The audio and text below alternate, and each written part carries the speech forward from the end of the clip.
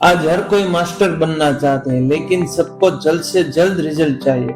Process का patience आजकल बिल्कुल भी खत्म हो गया है। अपने आप को ही देख लो। अगर इस वीडियो पे आवाज अच्छी नहीं तो स्किप करके दूसरे वीडियो पे चले जाएंगे। ये नहीं सोचते कि कुछ जानने को मिलेगा, एटलीस्ट देख तो ले। पर नहीं, सबको जल्द से जल्द लता मंगेशकर, सचिन तेंदुलकर, जाकिर हुसैन बनना है। पर उसके लिए जो प्रैक्टिस रूम की खामोशी है उसको हैंडल करना तो सीख लो। उससे डर लगता है तो रुको, ठहरो। ये वीडियो तुम्हें एक ऐसी मेंटल टेक्निक देने वाला है जिससे तुम किसी भी स्किल को मास्टर कर सकते हो, बिना बोर हुए, बिना फ्रस्ट्रेट हुए।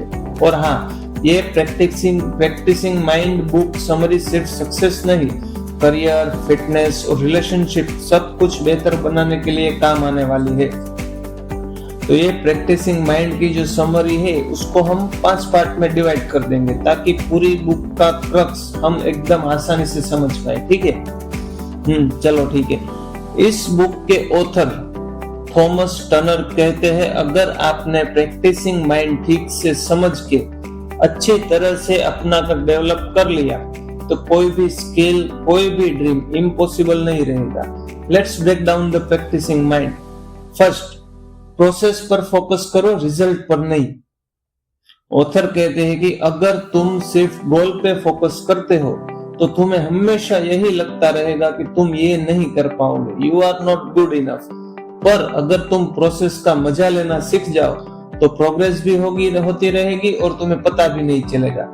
चलो इसको एक एग्जांपल से सिखाते हैं। सोचो, अगर तुम पियानो बजाना सीखना चाहते हो, अगर तुम हर वक्त ये सोचने लगे कि मुझे तो मोजार्ट जैसा ही बनना है, तो हर गलती जो छोटी सी भी शायद हो सकती है, उस मिस्टेक की वजह से तो तुम अपने आप को फ्रस्ट्रेट कर दोगे, फ्रस्ट्रेट हो जाओगे। लेकिन जब ये सोचो कि आज मुझे 10 मिनट सिर्फ एक ही ट्यून और एक ही स्केल बजानी है जिसको मैं एंजॉय भी करूं, तो उसमें गलती भी कम से कम होगी। और अगर होगी भी तो अब तुम अपने आप को मोजार्ट के साथ कंपेयर नहीं कर रहे, इसलिए माइंड भी रिलैक्स रहेगा।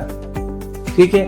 ये बात तो तुम्हें पहले से ही पता होनी चाहिए थी, क्योंकि गीता जी में भी लिखा है और ये श्लोक तुमने न जाने कितनी बार सुना भी होगा। कौन सा?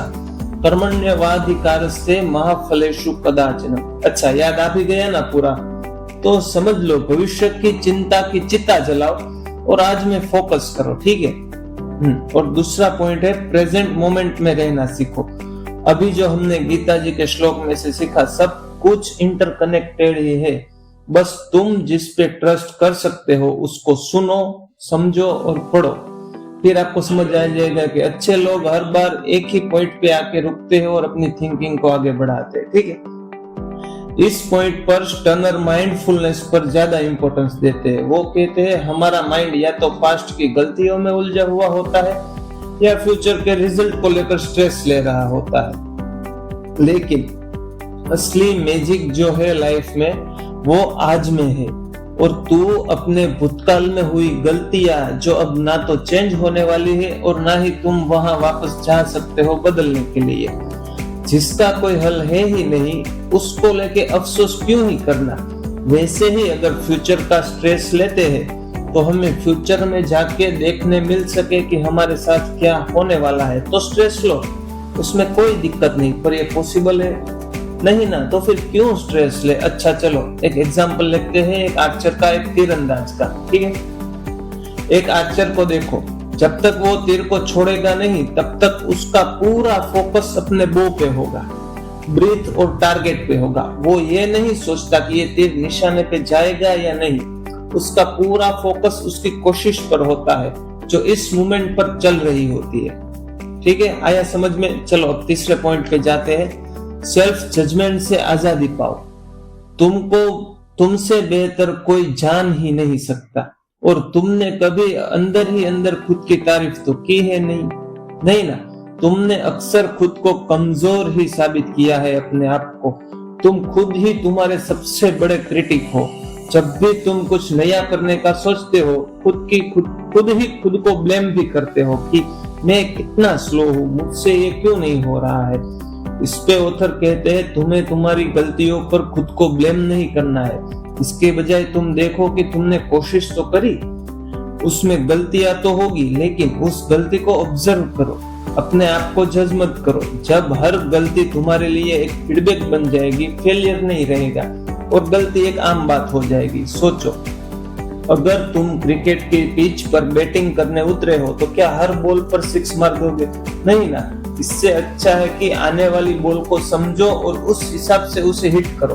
तुम्हें 6 नहीं लगानी हर बॉल पे, और यही सोच तुम्हारी लर्निंग प्रोसेस को और ज्यादा जेंटल और ज्यादा प्रोडक्टिव बनाएगी। ठीक है, चलो ठीक है।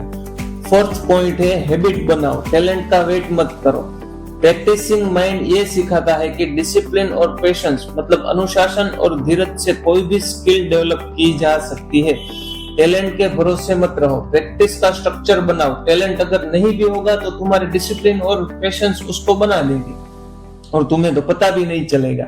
देखो, अगर तुम हर दिन सिर्फ 20 मिनट फोकस प्रैक्टिस करते हो बिना डिस्ट्रैक्शन के, तो 1 महीने में तुम्हारा प्रोग्रेस एक्सपोनेंशियल होगा।